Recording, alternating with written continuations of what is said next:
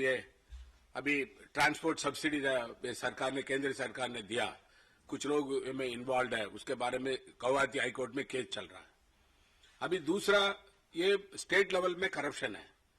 हमारा ऑफिसर के खिलाफ हमारे पास आने के बाद हम हमसे लेना, हमारे पास कोई कंप्लेंट नहीं आया, बिना कंप्लेंट आके हम एक्शन लेने के लिए मुश्किल है। आपको मालूम है, प्रोसीजर मालूम है, स्टेट लेवल का अलग एडमिनिस्ट्रेशन है। स्टेट में मंत्री है, मुख्यमंत्री है, सीनियर लेवल ऑफिसर, उन्होंने नीचे लेवल ऑफिसर लोग उन्होंने घोटाला में फंस गया, उनके खिलाफ एक्शन लेने के लिए उनका अधिकार है। केंद्र सरकार कैसा इंटरफेयर करेगा हमें? हम हाथ पे, हम तो ऐसे चुप नहीं बैठ सकते ना, क्योंकि अभी सिचुएशन ये हो गया कि ये विशेष सर्कल जैसे हो गया। ये मंत्री लोग भी जो अरुणाचल सरकार, जो राज्य सरकार जो, वो भी नहीं जा सकते, क्योंकि अल्टीमेटली कि इनको अगर छूट दिया जाएगा तो it's like a hornets nest. अभी हमारे आपको मालूम है, कुछ लोग उन्होंने पब्लिक इंटरेस्ट है, कुछ लोगों का उन्होंने लेटर भेजना, जरूर हमारे तरफ से हम एक्शन लेने के लिए तैयार है।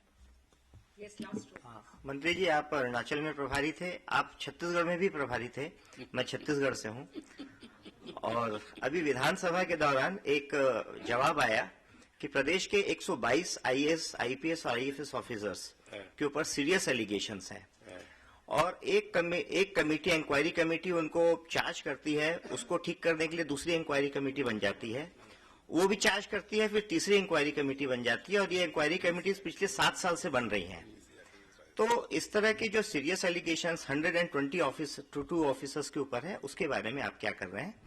दूसरी बात यह है सर कि जो मोइली साहब के अंडर में एडमिनिस्ट्रेटिव रिफॉर्म्स कमीशन जो बना था, आज उस रिफॉर्म कमीशंस की performance evaluation, transparency in administration को लेकर जो रिकमेंडेशंस थी, उनको हम किस हद तक फॉलो कर रहे हैं, उसको इम्प्लीमेंट कर रहे हैं?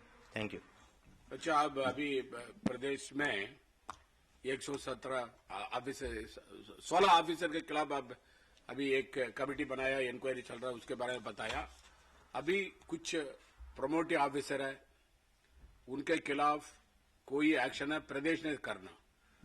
अभी हमारा सरकार का ऑफिसर है, केंद्र सरकार का, कुछ लोगों के खिलाफ 2-3 केस हमारा केंद्र सरकार में पेंडिंग है, अभी इंक्वायरी चल रहा है उसके बारे में। अभी ये दो तरफ हम देखना, केंद्र सरकार का ज्यूरिडिक्शन क्या, प्रदेश का ज्यूरिडिक्शन क्या, आप देखना पड़ेगा। अभी आप बताया एडमिनिस्ट्रेटिव रिफॉर्म्स के बारे में बताया, ये सही है। एडमिनिस्ट्रेटिव आपको मालूम है, आदरणीय हमारा वीरप्पा मोइली साहब, उनका नेतृत्व में सेकंड एडमिनिस्ट्रेटिव रिफॉर्म कमीशन बनाया। ये उन्होंने 15 रिपोर्ट दिया।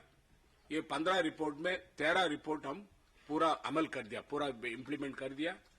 ये में हमारा केंद्र सरकार के कुछ रिफॉर्म्स करना, प्रदेश सरकार करना, ये दोनों इकट्ठा करके करना, दे लॉ एंड ऑर्डर इश्यू है और कोई इश्यू के करने के लिए हमारा केंद्र सरकार के तरफ हम total 1215 recommendations overall.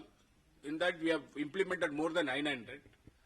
2 GOMs are pending on 2 recommendations.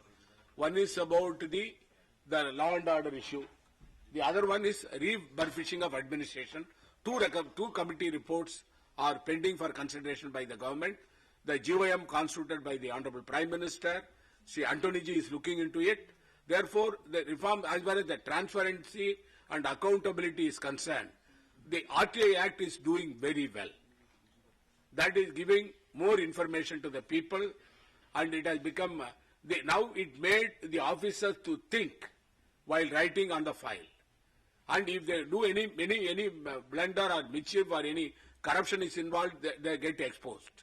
Therefore, we are doing it stage by stage, we are doing it, but maximum we are implemented the administrative reforms.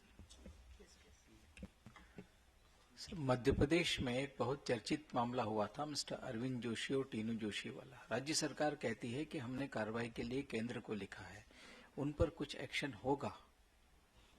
ये उसके बारे में दोनों में सस्पेंशन में है। अभी फाइल हमारे पास आया, हमारे तरफ से हम अभी इंक्वायरी अभी शुरू कर दिया। इंक्वायरी दैट इंक्वायरी शुरू कर दिया। इंक्वायरी आपको अभी हम सीबीसी को भेजना, सीबीसी रिकमेंडेशन आने के बाद हमारा डिसिप्लिनरी प्रोसीडिंग चलेगा।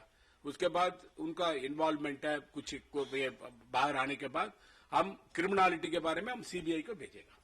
सर मैं सिक्किम से जैसे आपने बताया सीबीआई के बारे में, ट्रांसपेरेंसी, अकाउंटेबिलिटी, लेकिन मुझे लगता है कि सिक्किम एक एक्सेप्शन है जहां पर सीबीआई को काम करने नहीं दिया जा रहा है। स्टेट गवर्नमेंट ने एक नोटिफिकेशन पास करके रोका है, अभी तक रोका है।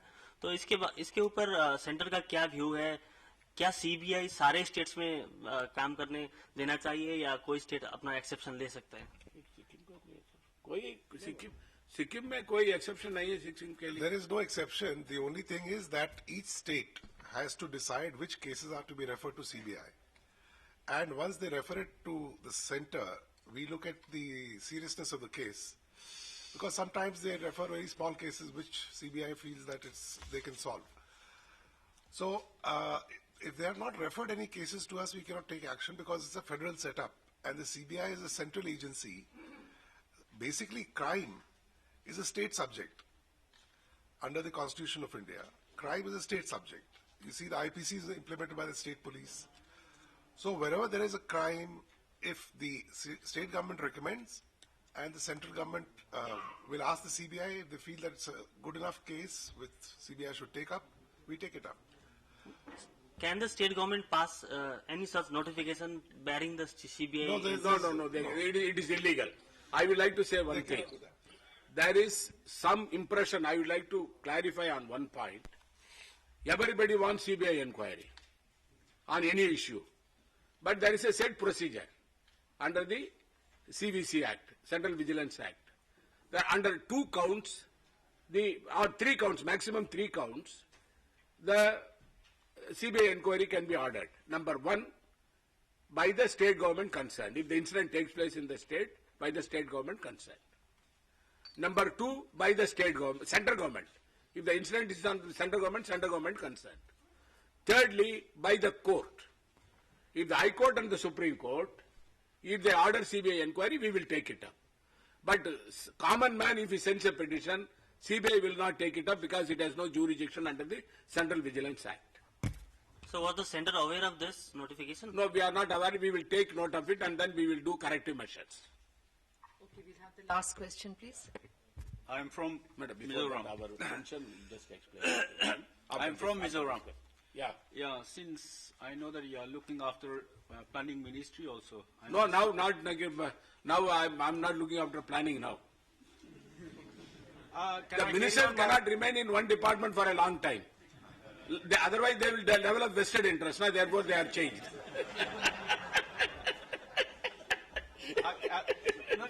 How we change the officers? The ministers are also changed by the Prime Minister. I think you can answer it's very simple questions. There have been delays, sometime late, in the finalization of state annual plan. No, the state annual plan, because since I was a minister earlier, I can answer that question to you. It happens on 2 counts. Number 1, the state has to send the draft plan proposal to the Planning Commission. There is for the Planning Commission member, the chairman, deputy chairman and the Planning Commission members are there. The member who is in charge of the Mizoram, he will have a preliminary discussion with the state level officers. Then they will formulate the plan. Thereafter, the chief minister will have a meeting with the deputy chairman Planning Commission to finalize that. That is how it happens normally. I know that procedure. I know that procedure, but everything plan discussion and everything behind schedule. Now, when there is a late. No, who was responsible for the delay, that I do not know, because no more I am looking after the department. I will verify and then send you a letter after getting your phone. Yeah, the state details. government could always blame on the center. No, I will find out and get it to you. Our secretary, looking after the administrative reforms, about the pension, what advantage, what scheme we are implementing, that is number 1. Number 2, about the service delivery bill, also he may explain little better to you. First thing is about the pension. In the last 4 years, the major steps which have been taken are as follows. Enhancement of minimum pension and family pension from rupees 1,275 to rupees 3,500 per month. That is 1. Number 2 is minimum increase of 40% of the pre-revised basic pension of pre-2006 pensioners / family pensioners. The third is the grant of additional pension ranging from 20 to 100% to old pensioners, family pensioners of the age of 80 years and above. One major thing which has been done for the disabled children is grant of family pension to disabled children after their marriage also. Then grant of full pension on completion of 10 years of qualifying service. Earlier it was 33 years of service. And gratuity has been raised from rupees 3.5 lakhs to rupees 10 lakhs. And ex gratia compensation of families of employees who lost their lives in the performance of duty enhanced from 5 lakhs to 7.5 lakhs to 10 lakhs to 15 lakhs. What was earlier 5 lakhs has been enhanced to 10 lakhs and 7.5 lakhs has been enhanced to 15 lakhs. And there are certain other benefits which have been given in the new pension scheme. That is one thing. The other thing, whatever grievances of the pensioners is there, that is being addressed in this COA. There is a pensioner portal where grievances are taken and they are regularly updated. The status is also given. The disposal is quite good. That was on the pension front. As far as the public service delivery bill is concerned, Honorable Minister has explained in detail. There will be a citizen charter. Every service would be defined there. So it has to be given within that time. No incomplete application. And if the service is not delivered within that time, it has to be done within 30 days. Otherwise, the grievance officer is liable for penalty. So that is the main thing. He can go to the designated authority, and if he does not get the solution, he can go to the state commission or the central commission, depending who is giving the services. These are the broad features. Thank you very much. We will now have to end the session. I'd like to thank the Honourable Minister and his team for being with us today, and thank you all for a very lively discussion. We will begin the next session shortly because the Honourable Minister is already